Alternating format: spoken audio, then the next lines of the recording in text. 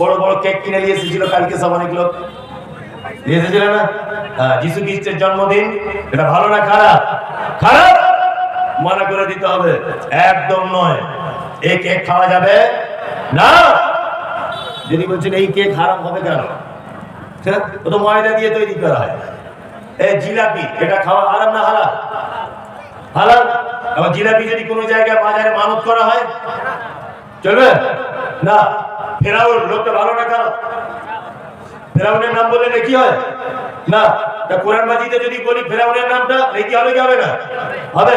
তার মানে স্থান পরিবর্তনের কারণে মর্যাদা বাড়ে, মর্যাদা কমে। জিলাপি এমনি খান হারাম, কিন্তু মানত করে দিলে হারাম। ঠিক যাবো, এমনি দিনে বড় কেক কিনে খান, কোনো অসুবিধা নেই।